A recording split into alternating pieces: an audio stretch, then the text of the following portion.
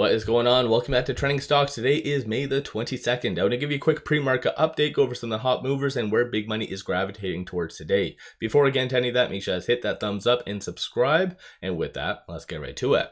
So starting off, data points, the only things to really watch for today is the 20-year bond as well as the FOMC meeting minutes. Both of those could potentially disrupt the broader market.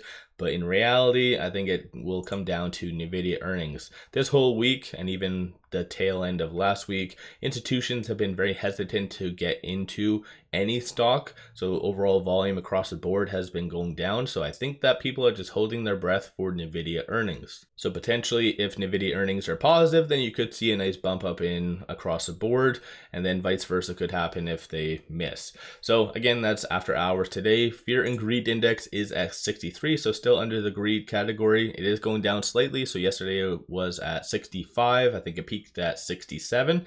So again, it's kind of going down slightly, but still people's appetite for risk is there. Starting off with some good old stocks, SOFI. It is down slightly, so just piggybacking off of the broader market. No news today. There was some news yesterday, but I've already done a dedicated video all about kind of everything to do with SOFI. So far, no SEC filings from today. So it's kind of just, like I said, piggybacking off of the broader market. It does seem to be really wanting to gravitate towards under this point right here. So on the fib levels, it is currently trading between this S2 and this S1 with it at 706, or I guess it keeps going to 705, but watch for this 706, so this S1. If it does not hold, then anticipate for it to kind of get back to the sixes, which would be very unfortunate to happen, but SOFI has been really lackluster. I think there was a lot of good opportunity for it to go up to around the 750, but institutions have, I don't know, for whatever reason, are very hesitant to get into SOFI. So let me know your thoughts on that. So just take note of some of the strong support and resistance points that is around this S1. Aside from that, Target is down 8.64% due to their earnings. They just unveiled that.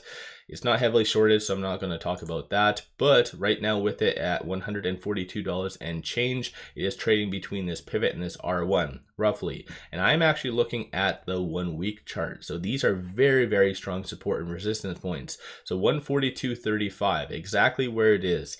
That is something that you really want to watch for it to hold. If not, this is where it could potentially be in free fall. Or if you're looking for a value play or just a swing trade, anything below this pivot point might be advantageous to get into, but I think their earnings was not necessarily the best. So again, just kind of gravitate towards this pivot point right here. And just to give you a good overview, looking at the 1 day right now, so it's kind of below this, so 146. I don't see it anticipating, like it might trade between the 146 and 142 range, but still anything could happen. Moving on, Petco. They kind of did the opposite of Target and they beat on their earnings, so it is up 15.92%. It is somewhat heavily shorted. It is showing NA right now, but it's roughly around 30%. That's what the short interest is.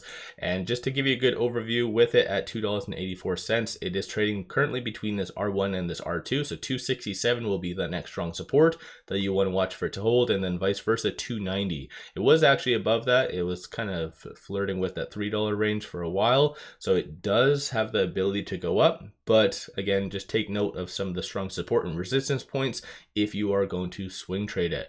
Moving on, BuzzFeed. So it is up 54.4%. No news, no SEC filings, rather this came out. So Vivek did disclose a 7.7% stake in it and just called it undervalued. In my opinion, like whenever an entity buys into something, I don't really see that as a good like DD, if that makes sense. So I think this might potentially, like, it'll probably still close green, but it might actually pull down in my opinion. But at the same time, it is somewhat heavily shorted, so 29.35% of the free float is being shorted, and that works out to be 4.52 million shares overall are being shorted.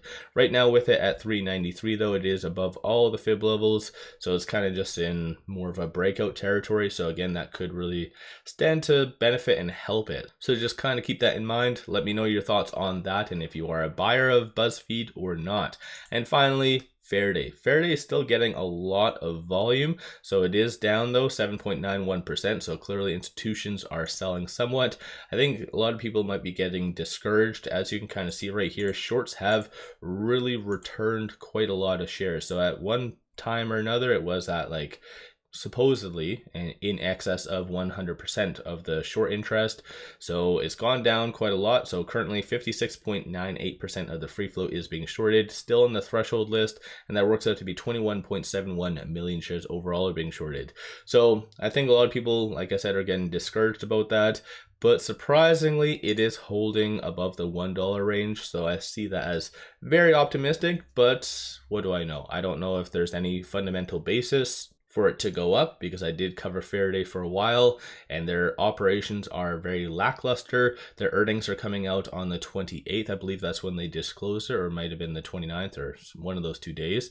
And I actually don't think those earnings will be all that great. So like I said, the fundamental business is crap, but the whole reason why it is going up is just because shorts got too greedy and overextended themselves. So let me know your thoughts on that. Still 56% of the free float being shorted is rather high. So let me know your thoughts on those stocks. Is there any other stocks that you are watching that you're going to be buying, selling? Let me know in the comments below. Don't forget to hit that thumbs up. One final thing though, take advantage of this promo. Simply sign up for a new account, throw $100 at it, and they give you 7 fractional shares of the Mag 7. So pretty kick-ass deal. Link in the description below and also the comments. With all that said, appreciate all of you watching.